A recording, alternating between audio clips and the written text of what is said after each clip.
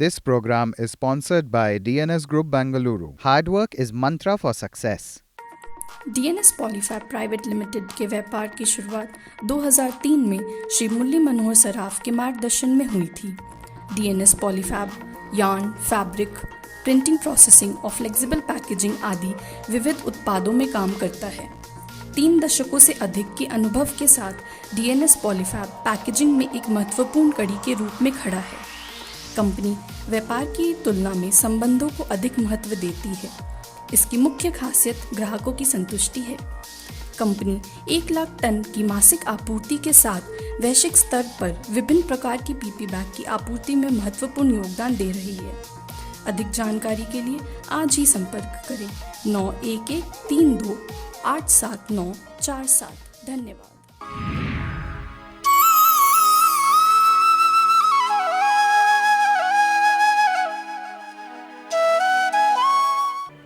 जय श्री कृष्णा। हमारे हनुमान। गीता प्रेस विश्व की महान धरोहरों में से एक है जो अब तक 1 शतक पूरा करने जा रही है। यह अपने सनातन साहित्य से ज्ञानवर्धन के साथ साथ आगे आने वाली पीढ़ियों को संस्कारित करने का भी कार्य कर रही है। आज हम इसी सनातन साहित्य के कुछ तथ्य, कुछ अनछुए पहलुओं को लेकर आपके समक्ष उपस्थित हैं। तो दर्शकों, मैं रश्मि मेनन आप सभी का बहुत बहुत स्वागत करती हूँ और अब ले चलती हूँ आप सभी को महाकाल की नगरी उज्जैन, जहाँ से शांतम से सीधे पंडित विजय शंकर मेहता जी आपका और हमारा अपनी ओजस्वी वाणी में ज्ञानवर्धन करेंगे और हमें अवगत कराएंगे हमारे इस साहित्य ज्ञान गंगा से। हमारे हनुमान। जय श्री कृष्णा। पवन तनय तुम एक आधारा,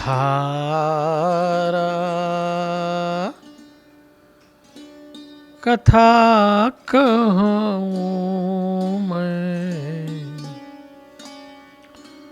मति अनुसारा।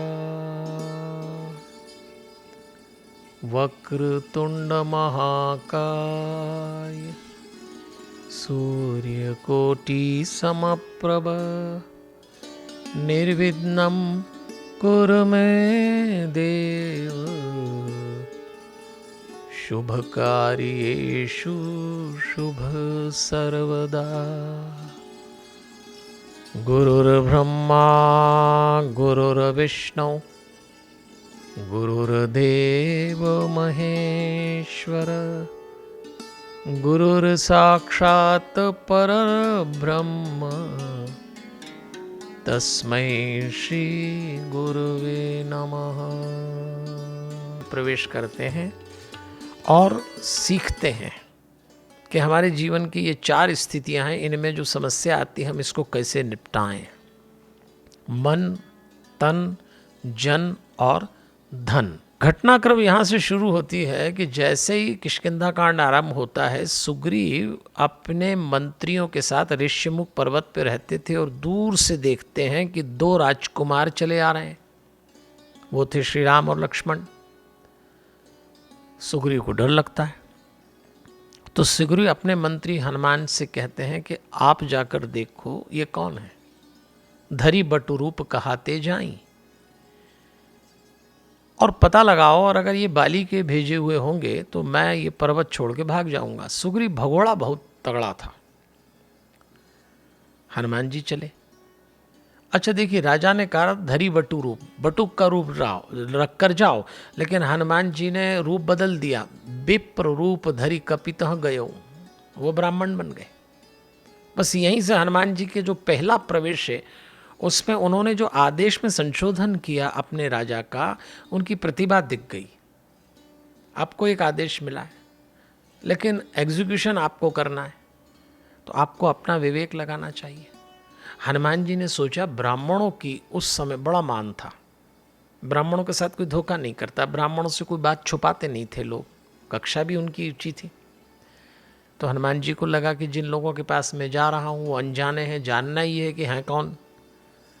तो ब्राह्मण बन के जाऊंगा तो बातचीत बड़ी गरिमामय, स्पष्ट और सत्य के आधार पे होगी। इसको कहते हैं अपना विवेक लगाकर आदेश का पालन करना, इंटेलिजेंसी।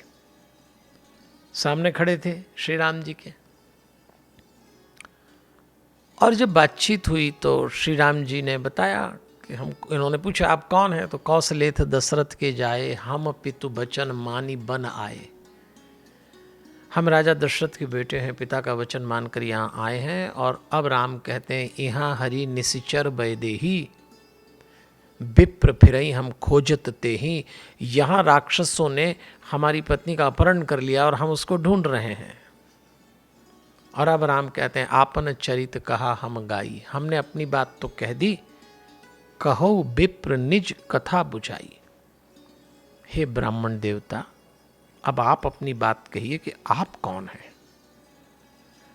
मैं राम हूं, ये लक्ष्मण हैं, हम दशरथ के बेटे हैं। जैसे ही राम जी ने कहा, हनुमान जी को रोमांच हो गया, एकदम रोमांच।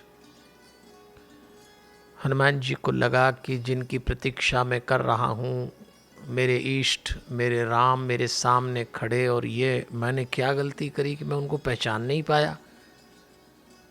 उनको याद आया, बचपन में अपनी माँ से पूछा करते थे, माँ मैं बड़ा होके क्या बनूंगा, तो माँ अंजनी ने कहा था तू बड़ा होके बहुत बड़ा व्यक्ति बनेगा, तुझे रामदूत बनना है। तो राम मेरे जीवन में कैसे आएंगे? जब उस छोटे से बालक बजरंगी ने अपनी माँ से पूछा, हनुमान जी का नाम बजरंगी है, हनुमान तो विशेषण है। तो माँ ने कहा था बेटा, प्रार्थना, पुरुषार्थ और प्रतीक्षा, 3 काम करना, राम आएंगे। और राम आ गए। तो हनुमान जी को लगा कि मेरे राम आए, मैं उनको पहचान नहीं पाया। बस फिर क्या था, तुलसीदास जी ने लिखा, प्रभु पहचानी परेव गही चरना, सो सुख उमा जाई नहीं बरना। भगवान को पहचान के हनुमान जी उनके चरणों में गिर गए। कैलाश में शिव जी पार्वती जी को कथा सुना रहे हैं, तो उन्होंने कहा सो सुख उमा जाई नहीं बरना। हनुमान जब राम के चरणों में गिरे, उस सुख का वर्णन नहीं कर सकता। अब देखिए, घटना यहाँ घटी, सुख वहाँ मिला, इस पे भी विचार करें।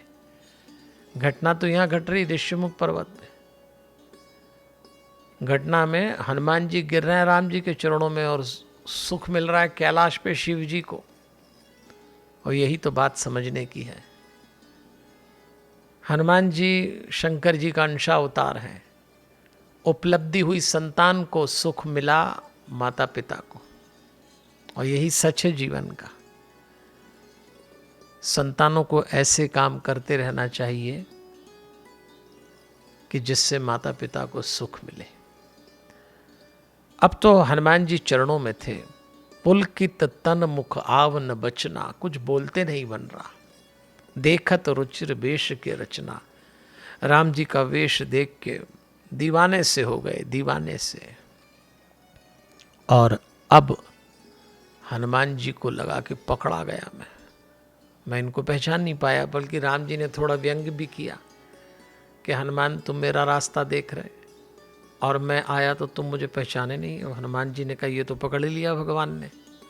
तो हनुमान जी उत्तर देते हैं, मोर न्याव में पूछा साईं, तुम पूछत कस नर की नाई। महाराज मैं आपसे एक बात कहना चाहता हूँ, मोर न्याव में पूछा साईं, मैंने आपसे ये पूछ लिया आप कौन हैं, तो ये तो मैं हूँ ही छोटा, मुझ में उतनी समझ नहीं है, तो मैं तो पूछ लूँगा। लेकिन तुम पूछत कस नर की नाई, आप तो भगवान हैं, आप तो मुझे जान गए थे ना कि मैं हनुमान हूँ, तो आपने मुझसे क्यों वैसा पूछा। राम जी ने कहा ये कमाल है, गलती खुद करी और हमारे ही सिर दे मारी। तो राम जी ने कहा अच्छा चलो ठीक, पर ऐसा हुआ क्यों। हनुमान जी ने कहा तब माया बस फिरऊं भुलाना, आपकी माया के कारण मैं आपको नहीं पहचान पाया, ताते में नहीं प्रभु पहचाना। राम जी ने कहा ये भी ठीक है। और अब तो हनुमान जी कहते हैं, सेवक सुतपति मातु भरोसे रही असोच बनई प्रभु पहुँचे। महाराज आप स्वामी हैं, हम सेवक हैं, हम आपके भरोसे रहते हैं, आप ही हमें नहीं पहचानेंगे तो कैसे काम चलेगा। देखिए बड़ी अद्भुत मुलाकात हो रही है। बस फिर क्या था। तब रघुपति उठाई उरलावा।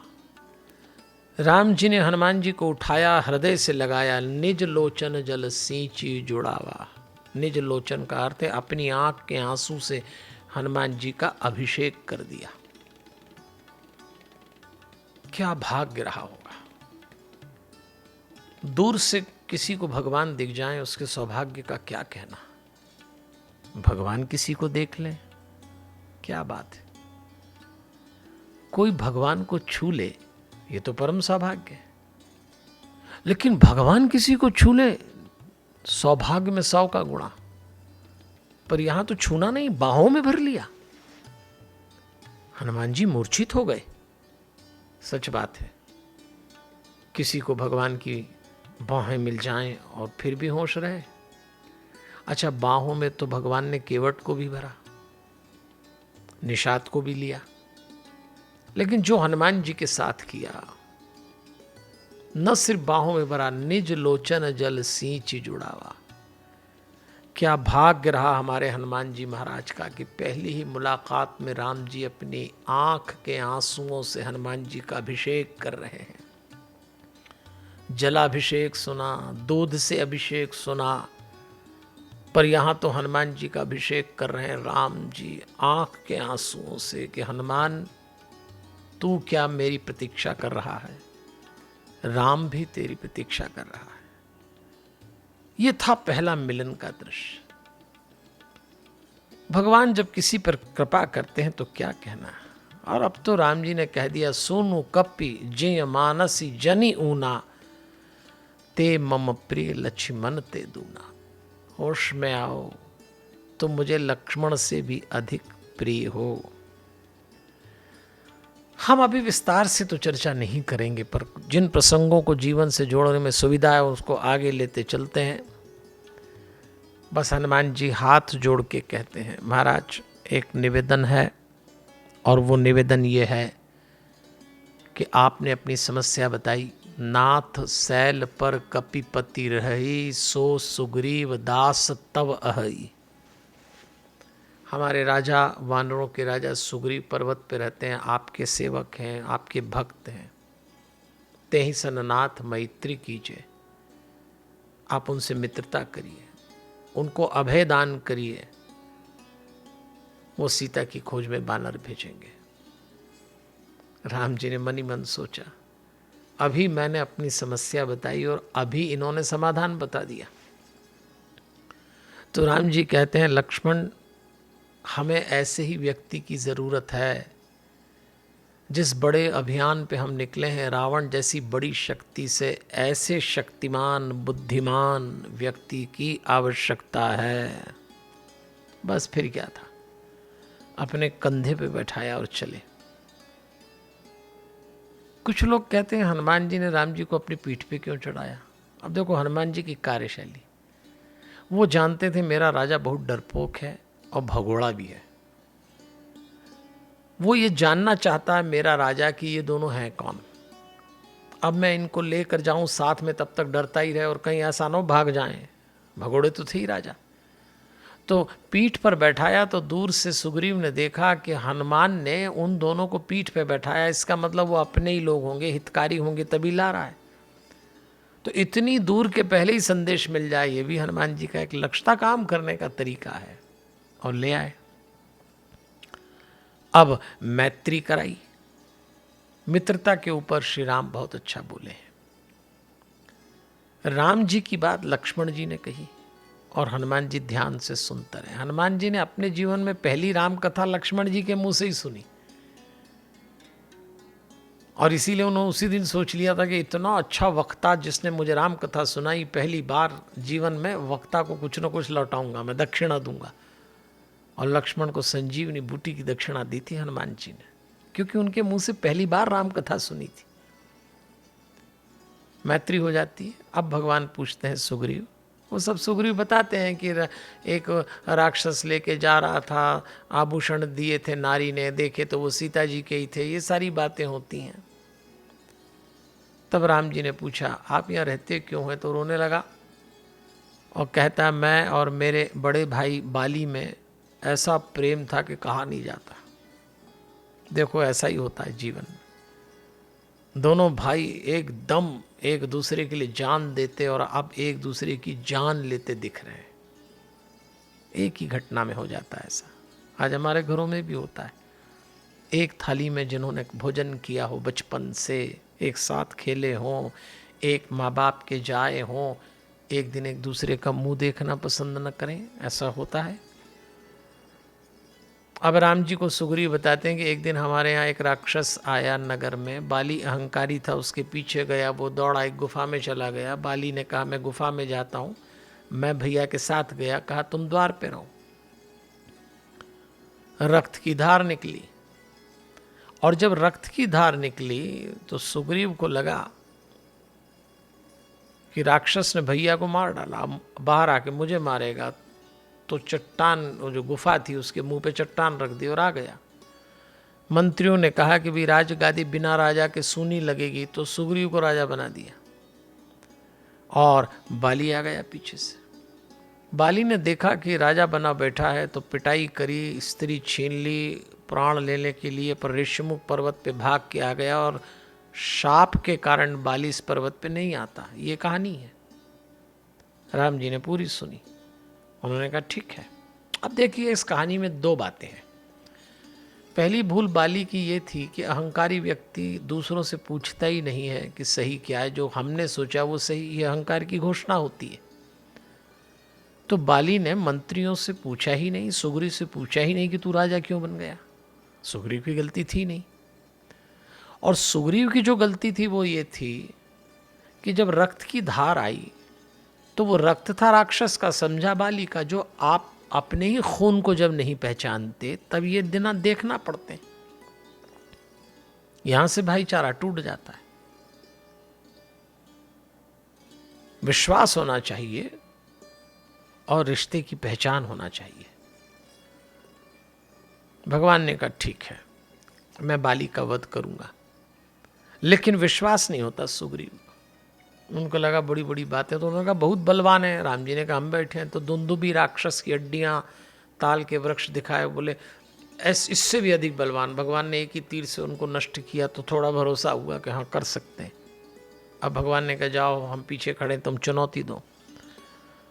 इसने चुनौती दी तो सुनत बाली कर था, और बाली आया। बाली की पत्नी थी तारा, पंच प्रातस्मरणीय स्त्रियों में से एक। तारा ने बाली को समझाया कि सुग्रीव जो आपको ललकार रहा है ये अकेला नहीं है, इसके पीछे वो दो राजकुमार हैं, और मेरी जानकारी में वो केवल राजकुमार नहीं, वो भगवान हैं। आपको युद्ध नहीं करना चाहिए। पत्नी समझा रही है, बाली समझ नहीं रहा। अब पहुंच गया। इधर सुग्रीव ने चुनौती दी, उधर बाली ने युद्ध आरंभ किया और इतना पीटा सुग्रीव को। तो सुग्रीव ने देखा राम जी कहाँ है, तीर ही नहीं चलाते। फिर भागा। भागने में बड़ा माहिर था। आया राम जी के पास कि महाराज ये क्या किया, अच्छी खासी पिटाई करा दी, आप कहाँ थे। राम जी ने कहा देखो भाई दूर से तुम दोनों भाई एक जैसे दिखते हो तो मारूं किसको, कोई तो भेद होना चाहिए। एड़माला पहनो, अब जाओ। ये बात जो है ना बड़ी प्रतीकात्मक है। भगवान कहता है कोई तो भेद हो जिससे मैं तुम्हें पहचानूं। हम इस संसार में कुछ ऐसा करते रहें कि जब भगवान देखे तो लगे कि हाँ ये मेरा व्यक्ति है। वो चाहे आचरण से हो और किसी ढंग से हो, कुछ तो भेद होता है ना भक्त में। अब जब माला पहन के गया तो लड़ तो बाली से रहा और मुड़ मुड़ के देख राम जी को रहा। ये अदा सुग्रीव की बड़ी प्यारी है। लड़ यहाँ रहे, देख वहाँ रहे। क्यों? हमको भी ये सीखना चाहिए। संसार में सारे मुकाबले करो, संघर्ष करो, क्रियाएं करो, पर नज़र ऊपर वाले पे रखो। भगवान को देखते देखते अगर काम करोगे तो सुरक्षित रहोगे। तीर लगा राम जी का सीधे छाती पे, बाली नीचे गिरा।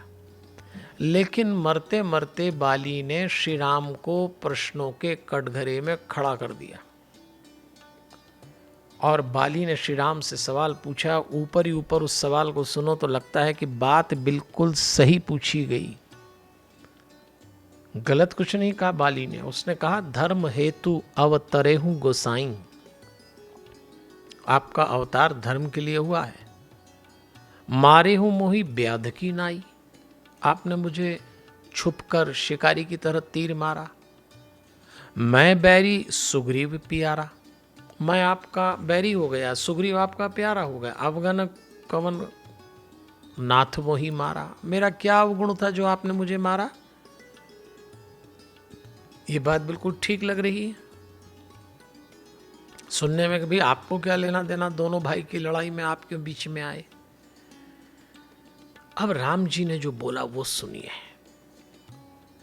पहली बात तो राम जी ने ये बोली, मूढ़ तो ही अतिशय अभिमाना। अब यहां मूढ़ शब्द आया है, इसका अर्थ होता है मूर्ख। हमारे राम जी बहुत विनम्र भाषा बोलते हैं। हमारे तुलसीदास जी की भी भाषा बड़ी विनम्र है, वो किसी को मूढ़ नहीं बोल सकते। लेकिन राम तो बाली को मूर्ख कह रहे हैं। मूढ़ तो ही अतिशय अभिमाना। मूर्ख, तुझको अत्यधिक अभिमान है। नारी सिखावन करसी न काना। तेरी पत्नी तारा ने तुझे शिक्षा दी, तूने उसकी बात पर ध्यान नहीं दिया। जैसे राम जी ने कहा कि तेरी पत्नी ने तुझे समझाइश दी और तूने ध्यान नहीं दिया, तो बाली को ध्यान आया कि मेरी पत्नी से एकांत में जो बात मैं कर रहा था वो इनको कैसे मालूम पड़ गई। लगा है बिल्कुल अवतार है। अब राम जी और कहते हैं कि मुझे दोहरे चिंतन के लोग पसंद नहीं है। एक तरफ तू कह रहा है धर्म हेतु अवतरे हूं गोसाई, तो मुझे अवतार मानता है। दूसरी तरफ तू कह रहा है मारे हूं मोई व्याध की नाई, शिकारी भी बोल रहा है। और अगर मैं दोनों हूं तो तू उत्तर सुन ले। यदि तू मुझे अवतार मानता है तो जब कोई न्यायाधीश किसी को मृत्यु दंड देता है तो फांसी का फंदा न्यायाधीश नहीं पहनाता, वो तो दंड देके गायब हो जाता है। जब अपराधी को फांसी मिलती है तो उस समय न्यायाधीश वहां नहीं रहता, उसका दिखना जरूरी नहीं है। तो तू मुझे परमात्मा मानता है तो मैं इस संसार का सबसे बड़ा न्यायाधीश हूं। मैंने तुझे मृत्यु दंड दिया, अब उस समय मैं दिखूं या ना दिखूं। दूसरी बात, यदि तू कहता है कि मैंने पीछे छुप के मारा, तो मैं योद्धा हूं और युद्ध का नियम है कि सामने वाले की शक्ति का ज्ञान होना। और मुझे तेरे बारे में अच्छी तरह ज्ञात है कि तुझे ये वरदान प्राप्त है कि यदि कोई योद्धा तुझसे युद्ध लड़ने आएगा तो उसकी आधी शक्ति तेरे भीतर आ जाएगी। तो मैं नादान नहीं हूं कि तेरे सामने आके युद्ध लड़ूं। तो युद्ध का नियम यह है तो भी सही है। अब देखिए, बात तो बिल्कुल ठीक कही जा रही है। अब बाली को लगा कि मुझसे चूक हो गई, और जो राम जी ने अब बोला है, देवियों और सज्जनों, हमारे लिए सुनने की बात। सुनिए क्या बोला। राम जी कहते हैं, बाली तू पूछता है ना मैंने तुझे क्यों मारा, तो सुन। अनुज बधू भगनी सुत नारी, भाई की पत्नी, बहन और पुत्र की पत्नी, सुन सठ कन्या समयचारी, और अपनी बेटी, ये चार रिश्ते मेरी दृष्टि में एक जैसे होते हैं। ये कुदृष्टि बिलो कई जोई, इन पर जो कुदृष्टि डालता है ताही बंधे कछु पाप न होई, उनको मारने से पाप नहीं होता। ये राम की घोषणा है। तूने अपने ही छोटे भाई की पत्नी पर कुदृष्टि डाली, कैसे बचेगा। राम जी ने हमें भी समझाया है, आपसी रिश्तों की गरिमा रखिएगा। बाली ने हाथ जोड़ लिए, रोने लगा, तो तुरंत भगवान ने कहा कि बाली जो हो गया सो हो गया, तू चाहे तो मैं तुझे प्राण दान दे सकता हूं। अब बड़ा प्यारा बोलता है बाली। बाली कहता है, महाराज आप सामने खड़े हों, आपका नाम मुंह से निकल आए, इसके लिए बड़े बड़े साधु संत तपस्या करते हैं, पर जीवन के अंतिम समय में आपका नाम नहीं आता जीवा पर। और मेरा सौभाग्य तो यह है, नाम दूर नामधारी खड़ा है, आप ही खड़े हैं। आपको देखकर, आपके दर्शन करके, आपके सामने, आपकी विदाई में आपके धाम जा रहा हूं, कौन प्राण चाहेगा। और अब जाते जाते जो बाली कर गया वो तो कमाल था। दूर खड़े अपने बेटे अंगद को पास बुलाया और कहा, ये तनय मम सम बिनय बल कल्याण प्रद प्रभु लीजिए, गही बाह सुर नर नाह आपस दास अंगद कीजिए। वो कहते हैं ये मेरा बेटा मेरे ही जैसा है, बाह पकड़ के का इसको अपना दास बना लीजिए। देखिए कमाल तो अंगद ने किया, बाली ने जो किया वो तो इसलिए श्रेष्ठ था कि समय रहते अपने बच्चों को भगवान से जोड़िए, वो सिखा गया। अगर आपने समय रहते अपने बच्चों को भगवान से नहीं जोड़ा तो जिस दिन आपकी आंख बंद होगी आप अपने बच्चों को ज्वालामुखी के ढेर पे बैठा पाएंगे। और ये जो अनुष्ठान चल रहा है ना गीता प्रेस का, ये है ही इसीलिए कि समय रहते अपने बच्चों को जोड़िए। अगर हम अपने बच्चों को इस अभियान से जोड़ते हैं तो ये वही काम है जो बाली ने अंगद को किया समय रहते। लेकिन कमाल तो अंगद ने किया। मैं नई पीढ़ी के बच्चों से कई बार कहता हूं, सीखो इस दृश्य से। जिस व्यक्ति के हाथों अभी अभी पिता की मृत्यु हुई हो, पिता ने उसी व्यक्ति को सौंप दिया और पुत्र अंगद कुछ नहीं बोलता, चुपचाप शरण में चला गया। अंगद एक बात सिखाता है, हमारे माता पिता हमसे कम पढ़े लिखे होंगे, उनका एक्सपोजर, उनका अनुभव हमसे कम हो सकता है हमने दुनिया उनसे ज़्यादा देख ली हो, लेकिन हमारे माता पिता जब हमारे लिए कोई निर्णय लें तो केवल निर्णय मत देखना, उनकी नीयत देखना। इस दुनिया में जितनी साफ नीयत ऊपर वाले ने माता पिता की बनाई है, शायद ही किसी की हो अपने बच्चों के प्रति। तो अगर आप माता पिता की नीयत देखेंगे तो जीवन की गति कोई और होगी, और केवल निर्णय देखेंगे तो शायद गति कुछ और हो। आज अंगद ने यही सोचा, मेरे पिता ने निर्णय लिया है तो मैं इनकी शरण चला जाता हूं। और देवियों सज्जनों, बाली की विधवा तारा खूब रोई, नाना विधि विलाप कर तारा, छूटे केस न देह संभारा। जब शोक अत्यधिक हो जाए तो देह की मर्यादा का भान चला जाता है। खूब रो रही राम जी ने देखा, तारा बिकल देखी रघुराया, दीन ज्ञान हरि लीनी माया। राम जी ने उसको ज्ञान दिया, उसकी माया हरी। क्या ज्ञान दिया है? ये बिल्कुल वही ज्ञान है जब आप गीता पढ़ें तो गीता के दूसरे अध्याय में 10वें श्लोक से 30वें श्लोक तक 21 श्लोक में जो बात आई है, नैनम छिन्दन्ति शस्त्राणि नैनम दहति पावक न चैनम क्लेदयन्त्यापि न शोषयति मारुतः। न शस्त्र नैनम छिन्दन्ति शस्त्राणि इस आत्मा को छेद सकता है, न अग्नि जला सकती है, न जल भिगो सकता है, न वायु सुखा सकती है। शरीर से आत्मा अलग है। जो बात कृष्ण जी ने दूसरे अध्याय में गीता में बोली वो राम अब तारा से बोल रहे हैं। क्षिति जल पावक गगन समीरा पंच रचित अति अधम शरीरा। पृथ्वी जल अग्नि वायु और आकाश, ये पंच तत्व से ये शरीर बना है। जिस पति के लिए तू रो रही है, ये तो पंच तत्व का बना शरीर है, तो समाप्त हुआ। आत्मा कभी समाप्त नहीं होती। इस शरीर में पृथ्वी का हिस्सा पृथ्वी ले गई, जल का हिस्सा जल, अग्नि का अग्नि, वायु का वायु, आकाश का आकाश, और खत्म हो गया। आत्मा तो स्थानांतरित हो गई। गहरी बात है। हमारे जीवन में जब कोई प्रिय व्यक्ति हमारा अपना चला जाए तो हम इस पर विचार कर सकते हैं। और भगवान के समझाने पे वो समझती है। तब राम जी सुग्रीव को राजा बना देते हैं। सुग्रीव राजा बन जाता है। राम जी चले जाते हैं पर्वत पे। चातुर्मास बिताना था। 4 मास बाद सीता जी की खोज में बंदर भेजूंगा। सुग्रीव चले गए। समय बीतता गया। कभी जब आप किष्किंधा कांड पढ़ें तो प्रकृति के ऊपर राम जी बहुत सुंदर बोले, विरह के ऊपर बड़ी सुंदर व्याख्या की है। और एक दिन राम जी थोड़ा आवेश में आके लक्ष्मण से कहते हैं, लक्ष्मण सुग्रीव सुधि मोरी बिसारी, पावा राज कोसपुर नारी।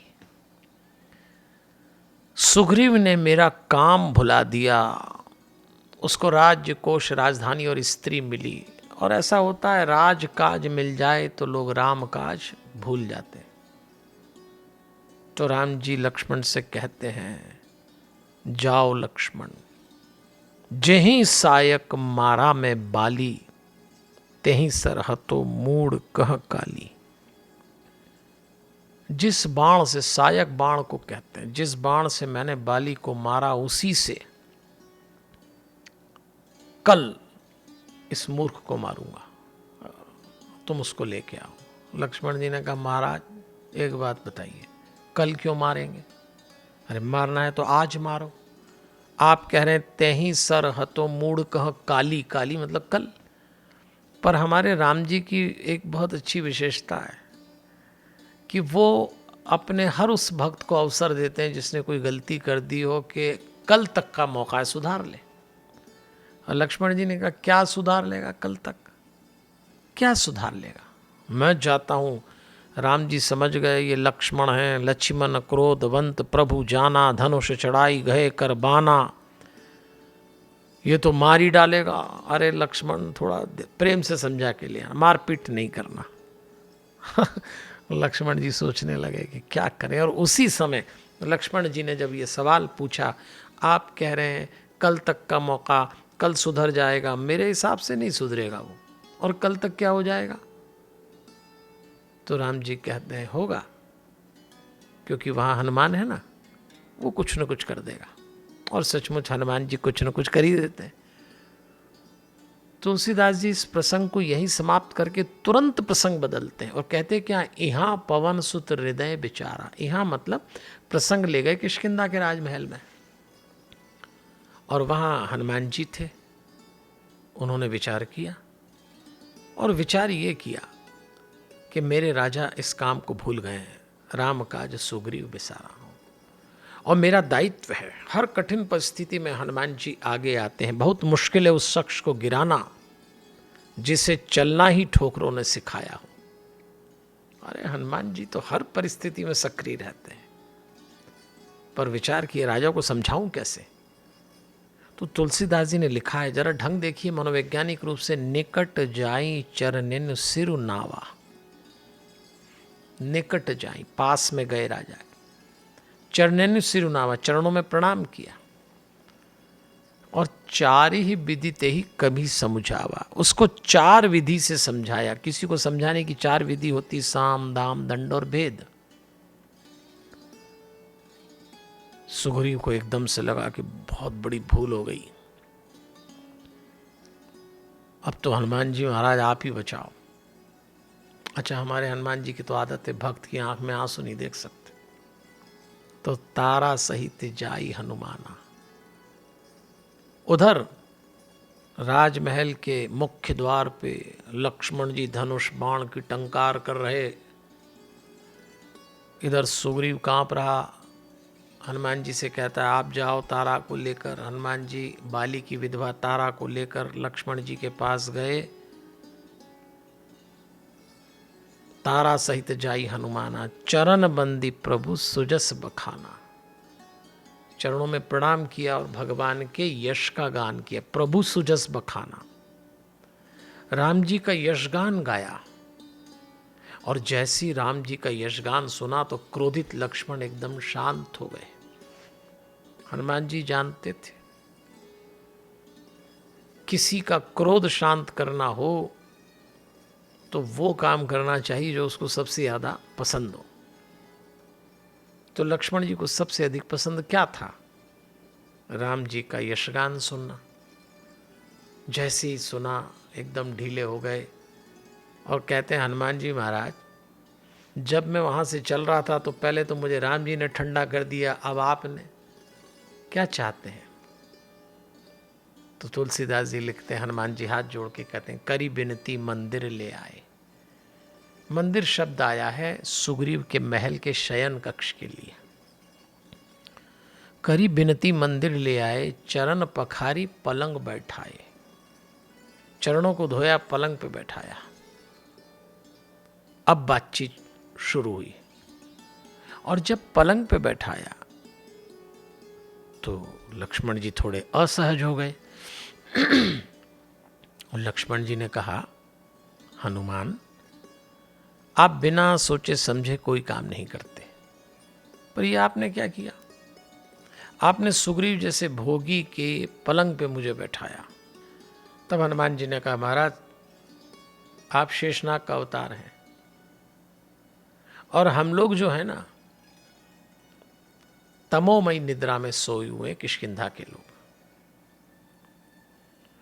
और अब आप आ गए हैं, तो आपको पलंग पे इसलिए बैठाया कि किसी को ये पता लग जाए कि मेरे पलंग पे सांप है, तो उस दिन की क्या 6 महीने की नींद उड़ जाए। सारी किष्किंधा तमोमयी निद्रा में सोई हुई है, अब आपके आने के बाद सब जाग जाएंगे, यही उद्देश्य है। खिलखिला के लक्ष्मण जी सहज हो गए, सुग्रीव को गले लगाया उन्होंने। और फिर क्या था, सुग्रीव आगे साथ में लक्ष्मण। राम जी ने आते देखा, राम जी समझ गए हनुमान ने कुछ कमाल कर दिया है। और अब तो सुग्रीव की तरफ से लक्ष्मण जी बोल रहे हैं कि महाराज ऐसा ऐसा हुआ। यही हनुमान जी की कला है, दो विपरीत ध्रुवों को जोड़ देना। समन्वय, कोऑर्डिनेशन बैठाने में तो हनुमान जी गजब के हैं। आज हमारे यहाँ परिवार क्यों टूटते हैं, हमारी कई संस्थाएं क्यों बिखर जाती हैं? क्योंकि आपस में समन्वय नहीं होता, समझ पैदा नहीं होती, गलतफहमी बहुत जल्दी हो जाती। अब सुग्रीव ने श्री राम जी से जो बातचीत की देवियों और सज्जनों, वो बड़ी अनूठी थी। सुग्रीव ने कहा, महाराज भूल हो गई मुझसे, विषय बस सुर नर मुनि स्वामी। महाराज, देवता, मनुष्य, साधु संत सब विषयों के वश में है। विषय बस सुर नर मुनि स्वामी, मैं पावर पशु कपि अति कामी। फिर मैं तो पशु हूं, मैं विषय में क्यों ना घिरूं? मैं पावर पशु अति कामी। अब सुग्रीव ने काम, क्रोध और लोभ पे, इन दुर्गुणों पे बड़ी सुंदर टिप्पणी करी है। मैं पावर पशु कपि अति कामी, नारी नयन सर जाहि न लागा, घोर क्रोध तम निसी जो जागा। वो कौन होगा जिसको नारी का नयन यानी काम पीड़ित न हो? कौन क्रोध के वश में नहीं होगा? लोभ पास जही घर न बंधाया, लोभ का फंदा किसको न डलता हो। अगर ये किसी को हो, सो नर तुम समान रघुराया। काम, क्रोध और लोभ को जीतने वाला तो कोई आपके समान हो सकता है। तो राम जी ने कहा, भाई फिर करो, साधन करो। तो सुग्रीव ने तुरंत कह दिया, यह गुण साधन ते नहीं होई। आप कहते हैं साधन करो, तो ये साधन से नहीं आ सकता। काम, क्रोध और लोभ पे मुक्ति साधन से नहीं मिल सकती। तो भगवान ने कहा, फिर कैसे मिल सकती है? तो सुग्रीव बड़ा सुंदर उत्तर देते हैं, यह गुण साधन ते नहीं होई, तुम्हारी कृपा पाव कोई कोई। आपकी कृपा जिस पे हो जाए वही बचेगा महाराज, साधन से तो नहीं बचेगा। बात तो सुग्रीव ने बड़ी पते की बोली है। आज हम लोग बहुत योग्य होते हैं, तप तपस्या भी करते हैं, लेकिन फिर भी काम, क्रोध और लोभ का थपेड़ा पड़ जाता है। इसलिए अपनी पूजा पाठ में प्रतिदिन भगवान से जो भी मांगो, एक बात जरूर मांगना, बस कृपा बनाए रखना महाराज, कृपा बनाए रखना। सच बात है, जीवन के कुछ क्षेत्र ऐसे होते हैं जहां उसकी कृपा से ही निकल पाएंगे और नहीं निकल पाएंगे। तब भगवान ने सुग्रीव के कंधे पे हाथ रखा और उन्होंने कहा, मैं वानरों का दल जो भेज चुका हूं उसकी जानकारी, और दक्षिण दिशा में जो वानरों का दल भेजा जाना था उसका नेतृत्व अंगद को दिया। उसमें जामवंत हनुमान रखे गए। अब जाओ, सब अपनी अपनी तैयारी करो। सुग्रीव ने सबको एक बहुत अच्छे से समझाया, जमी को अपना हक अदा करना होगा। फूल खिला नहीं करते सिर्फ हवाओं से। सब अपना अपना काम करो। और सबको डराया भी पूछते हैं वो, अवधि मेटी जो बिनु सुधी आए। वो कहते हैं अगर बिना सीता की जानकारी लिए अवधि के बीच के बाद कोई आया, आ वही बनही सो मोही मराए, मेरे हाथ मारा जाएगा, एकदम सख्ती। बड़े अभियान के ने अनुशासन, सख्ती, ये बहुत ज़रूरी है। डराना भी पड़ता है ना, मैनेजमेंट डराता है जब। बस एक ही बात उसने कह दी, मन क्रम बचन सो जतन विचारे हो, राम कंद चंद्र कर काज सवारे हो। सब तैयार हो गए, सब कूद रहे, हमें काम मिल गया, हमें काम मिल गया। बंदर बहुत उछल रहे। तो राम जी ने देखा सारे बंदर उछल उछल कर रहे हैं, हम कर लेंगे, हम कर लेंगे, तो हनुमान कहाँ है? और राम जी ने नजर डाली तो हनुमान जी बिल्कुल पीछे खड़े। और जब सब बंदर निकल गए तो फिर हनुमान जी आए, पाछे पवन तनय सिरु नावा।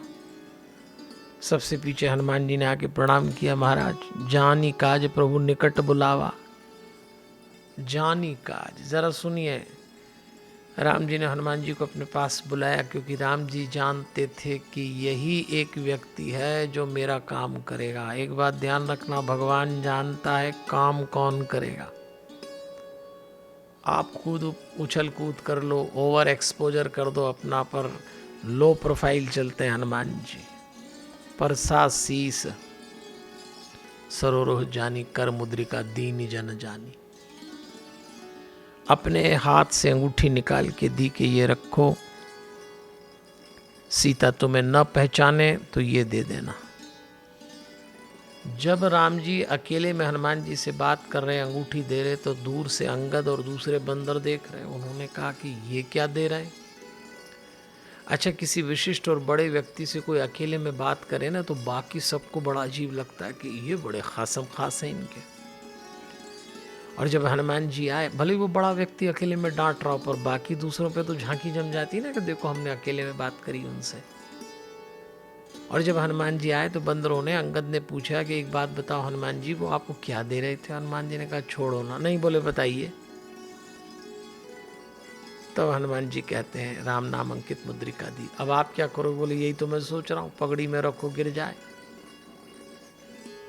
बगल में लंगोटी में खोसना ठीक नहीं, हाथ में रखो तो मुक्का मारना पड़ेगा लोगों को, तो राम नाम तारता है, मारता नहीं।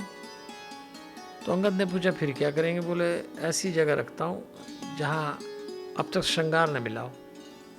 क्योंकि हनुमान जी कहते हैं परमात्मा ने मनुष्य के शरीर के प्रत्येक अंग को श्रृंगार दिया है। नीचे से चलो आप, पैरों में महावर, बिछिया, पायल, वस्त्र, कमर में कंदोरा, हाथ की उंगली में अंगूठी, चूड़ियाँ, गले का हार, कानों में कुंडल, नाक में नथनी, आँख में गजरा, बालों में गजरा, होठों पे लिपस्टिक, सब तो है, मांग में सिंदूर, सारे अंगों को श्रृंगार है। बस एक अंग ऐसा है जिसको कोई श्रृंगार नहीं है, और वो जीभ है। तो बस हनुमान जी ने कहा आज से मैं जीभ को उसका श्रृंगार दे रहा हूँ, और अंगूठी मुंह में डाल ली, तो आज से जीभ का श्रृंगार राम नाम हो गया। बात बड़ी गहरी है। हम पूरे शरीर को सजा लें, पर अगर जीवा पे राम नाम नहीं है तो ये सौंदर्य अस्थाई है, शूर्पणखा जैसा। और यदि जीव पे नाम तो फिर उस नाम की जिम्मेदारी है कि वो शरीर को सुंदर बना देगा। अब सब चले, सब कूद रहे हैं, हम आगे जाएंगे, हम आगे जाएंगे। बानर प्यासे मरने लगे। ध्यान दीजिएगा, सीता का अर्थ होता है शांति, सीता का अर्थ होता है शक्ति, सीता का अर्थ होता है भक्ति। हमारी शांति, भक्ति और शक्ति का अपहरण किसने कर लिया? रावण ने, दुर्गुणों ने। हम सब ढूंढने निकले। अब जब आप अपनी शांति, भक्ति और शक्ति की खोज में निकलेंगे तो बाधाएं भी आएंगी। प्यास लगी। हनुमान जी ने देखा कि समय पे पानी नहीं दिया तो बंदर मर जाएंगे। तो ऊपर चट्टान पे खड़े होकर देखा तो कुछ परिंद गुफा में जा रहे हैं। तो हनुमान जी ने कहा गुफा में पानी है, तो सबसे कहा चलो गुफा में। सबने कहा हम नहीं जाते, पता नहीं अंदर राक्षस हो। नेतृत्व अंगद कर रहे, उनसे कहा आप जाइए आगे। अंगद ने कहा मैं तो गुफा की तरफ मुंह करके भी नहीं सोता, क्योंकि मेरे काका में और मेरे पिता में झंझटी गुफा के कारण हुई।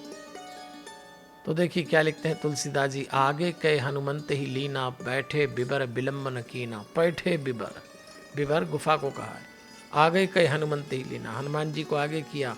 जब चले तो सबसे पीछे थे, संकट आया तो आगे, समस्या के समाधान में हनुमान जी सबसे आगे। अंदर गए तो स्वयं प्रभा नाम की देवी बैठी हुई। इन सब ने जानकारी दी। उन्होंने कहा पहले जलपान करिए, फिर आंख बंद करिए। बस देवियों और सज्जनों, किष्किंधा कांड में बड़ा सुंदर संकेत आ रहा है। स्वयं प्रभा जी वानरों से कह रही आंख बंद करिए। सबने आंख बंद की। जब खोलेंगे तो समुद्र तट पे संपाति मिलेगा। मोदहु नयन बिबर तजी जाहू। शक्ति की, भक्ति की और शांति की खोज में आंख बंद करने का बड़ा महत्व है। आंख बंद करने का अर्थ है मेडिटेशन। आप कितने ही व्यस्त रहते हो, लेकिन शांति, शक्ति और भक्ति की खोज करना हो, इनको जीवन में उतारना हो, तो थोड़े समय ध्यान, मेडिटेशन जरूर करिए। हमने जहाँ मैं रहता हूँ शांतम में हनुमान चालीसा का ध्यान का कोर्स ही इसीलिए बनाया है। उस पे हम आगे चर्चा करेंगे। आज हनुमान जयंती के दिन मैं आपसे निवेदन करूंगा, अवसर मिले तो उज्जैन आइएगा, सीखिएगा कोर्स हमसे। ऑनलाइन भी सीख सकते हैं। और जब बानरों ने आँख खोली तो समुद्र तट पर थे। संपाति नाम के गीध ने देखा तो कहा भोजन खूब मिला आज। अंगद संपाति को समझाते हैं, तुम्हारे भाई जटायु ने इतनी बड़ी मदद करी और तुम हमें ही खा रहे हो। तब संपाति ने अपने भाई की क्रिया की और बताया मैं बूढ़ा हो गया, जा नहीं सकता, पर वहाँ सीता जी हैं। अब जाए कौन सवाल उठा। यहाँ रीछपति जामवंत के लिए कहा है। जामवंत ने देखा सब अपना अपना बल बोल रहे हैं, लेकिन कोई ये नहीं कह रहा कि पूरा चले जाएंगे। अंगद ने तो कहा था जा सकता हूँ, लौट के नहीं आ सकता। देखा हनुमान जी आंख बंद करके बैठे हैं, तो तुलसीदास जी लिखते हैं कही रीछपति सुनु हनुमाना। जामवंत ने कहा सुनो हनुमान का, चुप साध रहु बलवाना। पवन तनय बल पवन समाना, बुद्धि विवेक विज्ञान निधाना। कवन सुकाज कठिन जग माही, जो नहीं होई तात तुम पाही। राम काज लगी तब अवतारा, सुनतऊं भयऊं पर्वताकारा। जामवंत मैं पूछूं तो ही, उचित सिखावन दीजो मोहि। हनुमान जी तैयार, और यही हम आज अपनी बात को पूरा कर रहे हैं। और मैं आपसे निवेदन कर रहा हूँ, हनुमान जयंती के दिन संकल्प लीजिए, हनुमान के भक्त को कभी उदास नहीं होना चाहिए। तो जुड़ जाइए इस अभियान से, खोज सत्य और शांति की। और फिर हम मिलते हैं अगले हफ्ते 23 अप्रैल को। जब हम मिलेंगे तो 23 अप्रैल 1923 को ही तो गीता प्रेस आरंभ हुई थी। हम 100वें वर्ष में प्रवेश कर जाएंगे। गीता महाभारत की कथा सुनेंगे। मैं हनुमान जी महाराज से प्रार्थना कर रहा हूँ, मेरे जीवन में जो जो भी सुख आए वो सब आपके जीवन में आए, और मेरे जीवन में जो जो भी दुख आए हैं वो एक भी आपके जीवन में न आए। हमारे हनुमान। जय श्री कृष्ण। तो अभी आप शांतम से पंडित विजय शंकर मेहता जी के द्वारा प्रस्तुत ज्ञान गंगा में गोते लगा रहे थे। और जैसा कि आप सभी जानते हैं कि हर सप्ताह एक क्विज के द्वारा आपके ज्ञान को भी न केवल परखा जाता है, बल्कि इसको निखारने का भी प्रयत्न किया जाता है। और हमारा ज्ञान रथ ऐप इसमें पूर्ण रूप से सहायक है। पिछले सप्ताह का प्रश्न था सुमित्रा के कितने पुत्र थे? 1, 3, 4 या 2? सही जवाब 2। ज्ञान रथ ऐप को देखने से पता चलता है कि पिछले सप्ताह के क्विज के विजेता है श्री विमल, जयपुर राजस्थान। श्री अरविंद बी गोडालिया, कच्छ गुजरात। श्रीमती उषा अग्रवाल, बेंगलुरु कर्नाटका। आप सभी को शुभकामनाओं के साथ बताते चले कि आपको आपका पुरस्कार जल्द ही मिल जाएगा। इस सप्ताह का प्रश्न है, राजा दशरथ ने कैकेयी को कितने वरदान दिए? 2, 4, 1 या 3? आपके उत्तर देने की आखिरी तारीख। अब समय की कमी को देखते हुए आपको बताते चले कि आप सभी अपने अपने उत्तर ज्ञान रथ ऐप पर भेज सकते हैं, जिसकी जानकारी तथा पुरस्कारों की जानकारी नीचे दी जा रही है। इस सप्ताह बस इतना ही। अगले सप्ताह फिर से आप और हम मिलकर ज्ञान, ध्यान, धर्म की इस पावन गंगा में गोते लगाएंगे और शिक्षा, स्वास्थ्य, संस्कार के साथ साथ राष्ट्रवाद के नारे को भी बुलंद करेंगे। जय श्री राम, जय श्री कृष्णा, हमारे हनुमान। जय Hind.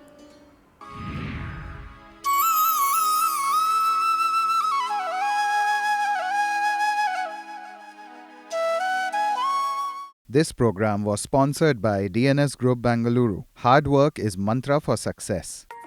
DNS Polyfab private limited के व्यापार की शुरुआत 2003 में श्री मुरली मनोहर सराफ के मार्गदर्शन में हुई थी। DNS Polyfab yarn, fabric, printing, processing और फ्लेक्सिबल पैकेजिंग आदि विविध उत्पादों में काम करता है। 3 दशकों से अधिक के अनुभव के साथ डीएनएस पॉलीफैब पैकेजिंग में एक महत्वपूर्ण कड़ी के रूप में खड़ा है। कंपनी व्यापार की तुलना में संबंधों को अधिक महत्व देती है। इसकी मुख्य खासियत ग्राहकों की संतुष्टि है। कंपनी 1 लाख टन की मासिक आपूर्ति के साथ वैश्विक स्तर पर विभिन्न प्रकार की पीपी बैग की आपूर्ति में महत्वपूर्ण योगदान दे रही है। अधिक जानकारी के लिए आज ही संपर्क करें 9132 87947। धन्यवाद।